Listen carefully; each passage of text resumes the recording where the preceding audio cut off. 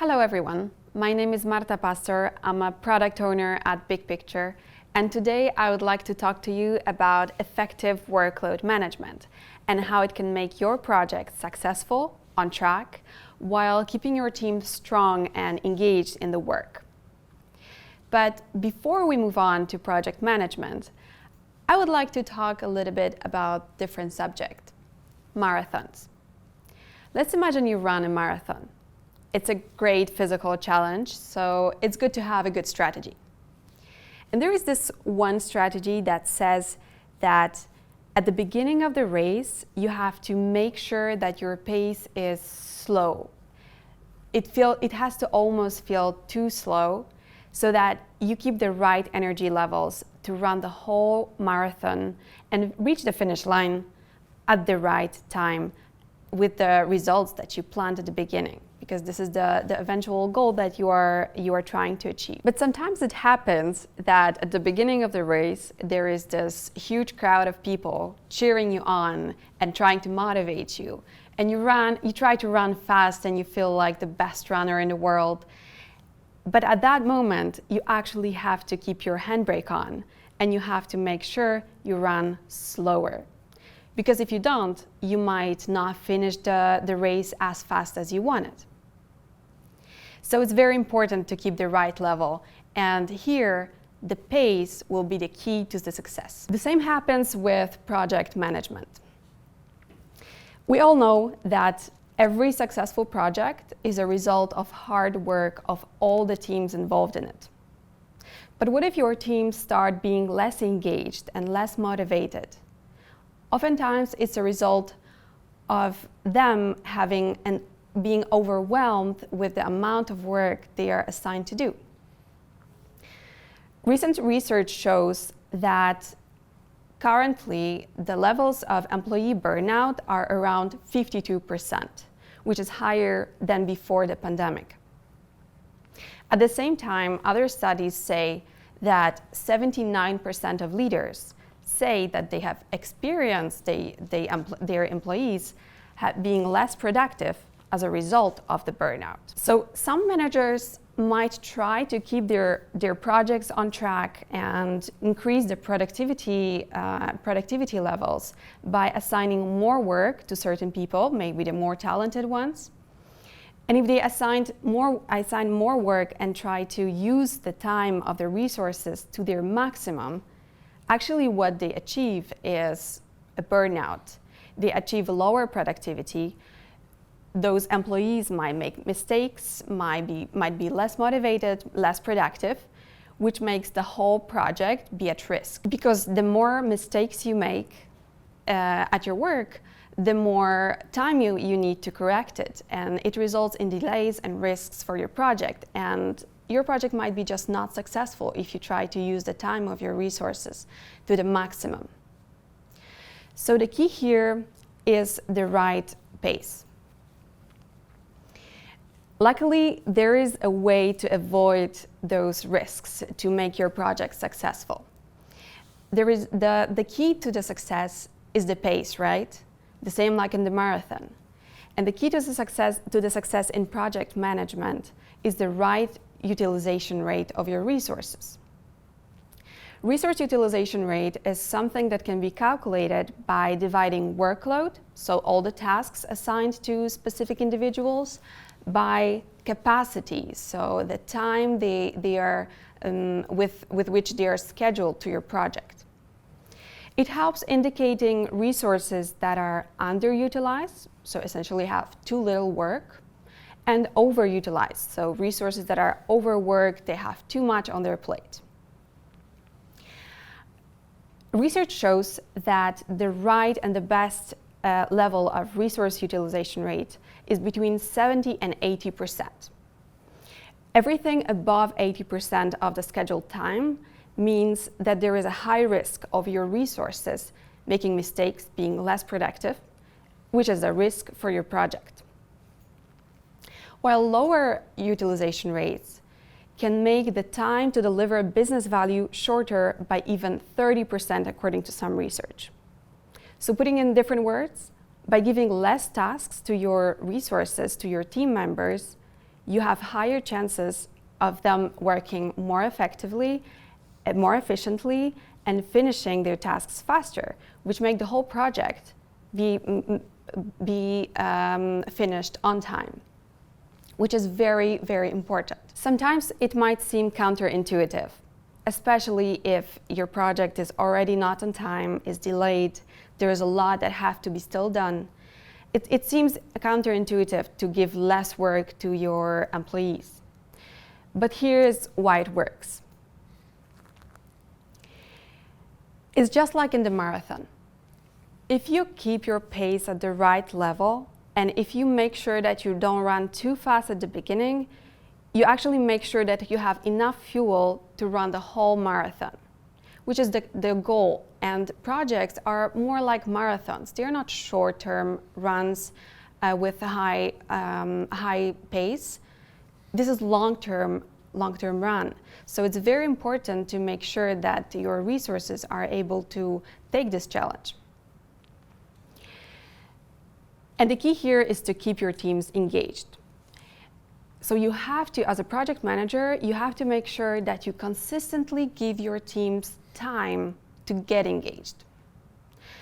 Those 20 or 30% of free time without any tasks can be used to find new experiences, to experiment, to maybe solve problems that your employees always wanted to solve. Maybe finding new skills, getting inspired by something, or even celebrating achievements all together as a team. It helps increasing the intrinsic motivation, which is the motivation that make your employees feel like they work because they really are interested in what they do. And in the long term, it's proven to be way more effective than any type of external rewards. It can be bonuses, it can be rankings, any type of external reward is just a short-term solution. Long-term solution is finding intrinsic motivation within your employees. So knowing how important it is to track your resource utilization rates and make sure that your resources are not overloaded with work, it's interesting to find out that according to some research, 42% of companies do not track utilization rates at all, not even talking about making sure they are at the right level. They're simply not tracked most of the time. According to studies, good process of resource planning can increase significantly the motivation and engagement of teams and team members. While poor process in the company does exactly the opposite. It can decrease the motivation levels, which is the worst that can happen for the project. In the end, why we work determines how well we work. And resource utilization rate is a great technique that can help making sure that your teams are engaged, are motivated, and are truly, truly interested in what they do, which makes them being more productive and make your project successful. So today I would like to leave you with 6 simple steps to follow in order to make sure you have a good workload management process in your company and that your resources planning process is there in place, using the resource utilization rates as a technique that helps you making sure there is a right pace for your project and that long term you are the most efficient, the most productive possible. The first step is to determine capacity of your resources. It's very important that you understand what are the vacations planned in your company, what are the holidays, what are the sick leaves of your resources. At the same time, maybe some of the employees working in your project are assigned to your project only for, let's say, 60% of their time. This might cause significant differences in the capacity that is available for your project, and it's very important that you create this base, the knowledge of the capacity that will help you plan the resources later on and keep the utilization rates at the right level. Talking about the utilization rate levels, make sure you gather with your company and you discuss what is the right utilization rate level for your company. Every company is different. However, keep in mind that the recommended level is between 70 and 80%.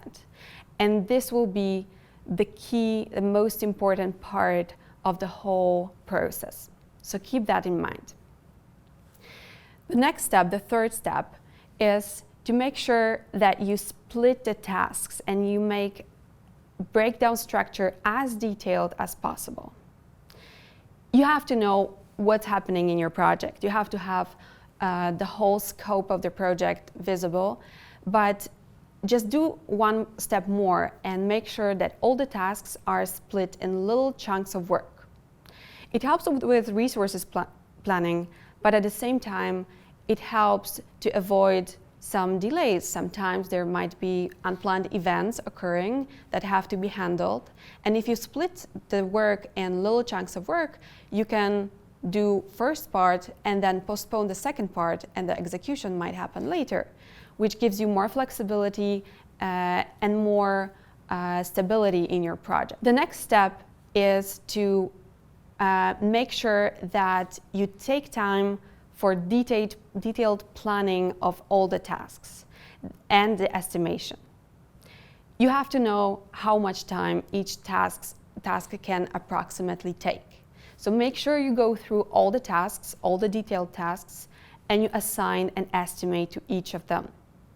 Then, make sure you understand all the time restrictions. Some tasks have to happen in a certain time, so make sure you assign a start date and end date to all the tasks. Give the right descriptions, put as many details as you can into the tasks so that your knowledge about all the restrictions is the best that you can have. Then the next, fifth step is to set priorities. By setting priorities, you actually make sure that you understand what's the most important and most urgent things that you have to do as a team. It's like a lighthouse. It gives you a light. It tells you where to go, what's the most important thing. So make sure you go through all the tasks, make sure they have the right priority assigned to them, so that then you can easily find those tasks that are the most urgent. And in case you see that the resources are overloaded with work, you can get rid of the tasks that are of the lowest priority. And if you have to replan something or postpone something, you can make sure that the tasks that are most important are done first. And the last, and maybe the most difficult part of the whole process, is to allocate tasks fairly and evenly. Sometimes project managers tend to assign the most significant tasks, the most important ones, to the most talented people. But if you do that and you don't keep the track of the resource utilization rate, sometimes it might happen that those most talented people are overworked and you don't want to lose them. So it's really important to share the responsibility of the tasks, also the important ones, between all the team members, considering their skills, their experience, their knowledge, maybe position in the company. It's important to take all of that into consideration, but at the end, you need to assign the tasks, making sure that all of the team members are at the good level of resource utilization rate. All of it will make your projects being more successful. You make sure that your teams are engaged, that they are motivated. You make sure that they are creative and innovative. You create this environment in your project. And in the end, you are on the way to achieve the most success in your project that is possible. And I hope those 6 steps will help you run your project smoothly. I can just recommend making sure that you take time and you make sure you go through those 6 steps. Take maybe 1 or 2 hours at the end of each week, and make sure you take this time to plan resources, to split the tasks, because this is the base. This is the base for making the project successful. Thank you very much. Feel free to reach out to me in case you have any questions. I will be happy to answer, and enjoy the rest of the event. Thank you.